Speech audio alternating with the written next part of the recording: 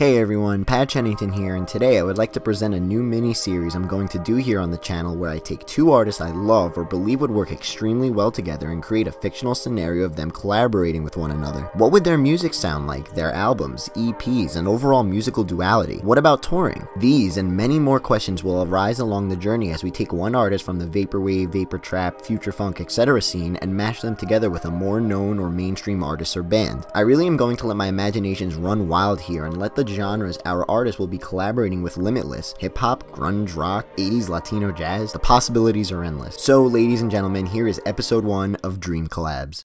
Episode 1, The Masters of Vocal Manipulation, Banshee teaming up with Clams Casino. So my first pairing is two artists that I am sure a lot of you as well, listen to on the reg. These two artists are the pinnacle of rainy day music. You know what I'm talking about, those specific artists that get like an XP boost when you listen to them on a rainy day. Something about the vibe of artists like Banshee, Clams Casino, jazz legend Miles Davis, and the nostalgia-inducing chill hop producer Ginseng, just to name a few, replicate the setting and feelings of a dark, gray, rainy day so well. When deciding to pair these artists together, despite their extremely similar appreciation for dark ambient sound and identity, both artists are masters of one specific form of musical production that makes their signature sounds that much more unique to them. And that, ladies and gentlemen, is vocal manipulation. Clams Casino's deep oceanic sounding and vocally haunting I Am God track samples the beautiful song Just For Now by Imogen Heap. Here, Clams Casino boasts his creative braveness by showing no care for how far he goes with the creation of this beat. You're gonna see warping, reversing, pitch shifting, and chopping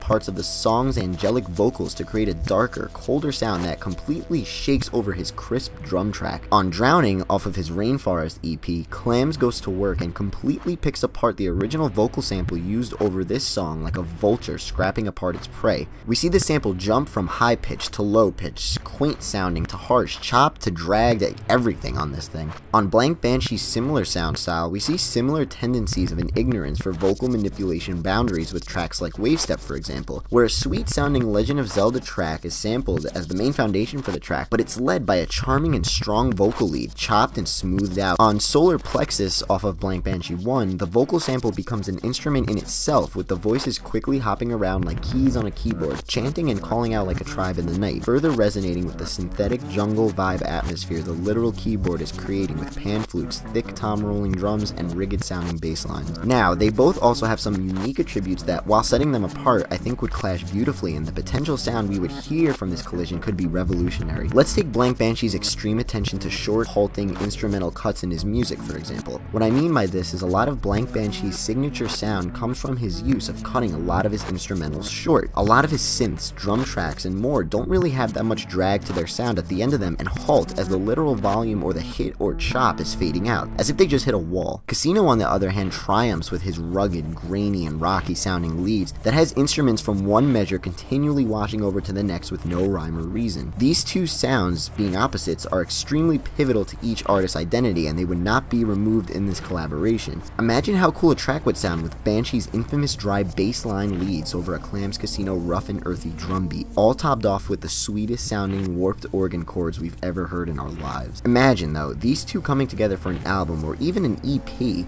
and deliver us at least 4 of the best songs we could possibly ever hear in our lives. Okay, maybe I'm stretching it, but hey, maybe I'm not. These guys are incredible. Trend-setting, courageous musical beings that experiment on music creation with no care towards rules or stereotypes. These guys have been at the top of their game and separate themselves with a wide margin compared to the runner-ups in their respected community. And that musical intelligence and ear for tasty vocal samples would provide us with some of the most dreamy, haunting, trap-heavy beats we've ever heard. Or who knows, maybe they'd blow our minds with something we've never even heard before. With all the recent Banshee tour videos popping up all over the internet, the dark, cool color atmosphere at his venues would blend wonderfully with the musical touch and inspiration from Clams Casino's presence. And I can only imagine how incredible a live set would be from the two of them. And come on, how fresh would a champion logo hoodless sweatshirt of the tour be as merch? I can see it now, a dark teal sweat that reads extremely small in the middle, Banshee X Casino, with some dope graphic taking up the back of the sweatshirt with tour dates. Imagine Clams rocking the Banshee mask alongside of him live. The hype would be insane when they walk up on stage and would reckon with the vapor community like a force we've never seen before.